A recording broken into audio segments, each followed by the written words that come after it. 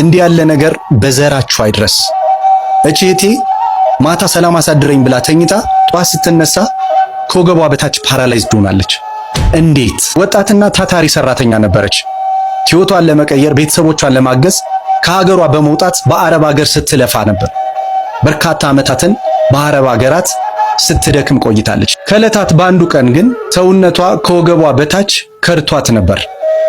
እንዴት እንደሆነ ለሷም እስካሁን እንግዳ ነው። ከወገቤ በታች ፓራላይዝ ነኝ። በዳይፐርና በካክተራ ነው ያለሁት። ያው በዳይፐርም ወጪም አሁን በጣም ከባድ ነው። ኑሮ ራሱ በጣም ከብዶኛል። በጣም ስቃይ ላይ ነኝ ያለሁት። ሕክምናም ሁሉ ነገር ጨርሼ ያለኝ ማስረጃ ወረቀት ጽፈውልኛል። ፊዚዮቴራፒ ተሰሪ ብለውኝ ያው ፊዚዮቴራፒ ወረቀት ከዚህ በፊት ስሰራ ነበር። ፊዚዮቴራፒ ደህና ለውጥ አምጥቼ ነበር። በመሀል አቋረጥኩ። ሳቋርጠው ገንዘብ ሳጣ ወደ ኋላ ተመለሰብኝ። ስላጣሁ ዝም ብዬ ትቼው ቁጭ ብያለሁ። እና የኢትዮጵያ ሕዝብ እባካችሁ እርዱኝ። እኔም ሰው ልሁን።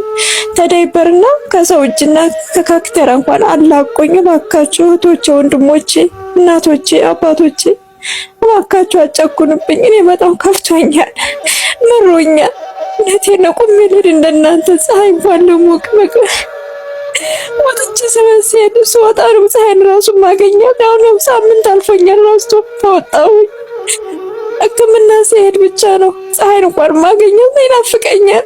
ሰውን መሰበኞችን ማስቸገር እየሆነብኝ እነሱ ላውርድሽ ይሉኛል፣ ግን ለጭንቅ ቀን ይሆኑኛልና ዝም እላቸዋለሁ። አይ ችግር የለውም እላቸዋለሁ። እና እባካችሁ ኢትዮጵያ ሕዝብ አጨኩኑብኝ። ቁሜ ልሂድ፣ ሰው ልሁን እንደናንተ እባካችሁ። ቤተሰቦቼ በእግዚአብሔር የ100 ብር ቻሌንጅ እንጀምርላት። ለኛ 100 ብር ካፌ ገብተን ለሻይ የምናወጣት ወጪ ናት። ለዚህ እህት ግን ጤናዋን ሊመልስላት ይችላል። እባካችሁ የ100 ብር ቻሌንጅ ይሄው አካውንቱን እዚህ እንለጥፍላችኋለን።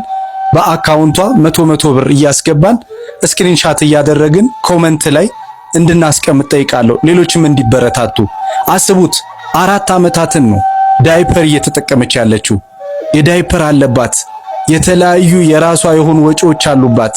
እንዴት ነው እንኳን አይደለም በእንደዚህ አይነት ሁኔታ ተሆኖ አሁን እየሰራን እንኳን ህይወትን መግፋት በጣም አስቸጋሪ ነገር እየሆነ መጥቷል። በእግዚአብሔር ለምናቸዋለሁ፣ በምታመኑት በምትወዱት ነገር ለምናቸዋለሁ። እቺን እህት እንደው ተባብረን በእውነት ድጋሚ እንድትቆም እንርዳት። በቃ መልካምነት ለራስ ነው። በፈጣሪ ለምናቸዋለሁ። ሼር አድርጉት። ቢያንስ ለ10 ሰውና ከዛ በላይ ለሆኑ ሰዎች አድርሱት፣ በትኑት። እግዚአብሔር ይስጣችሁ።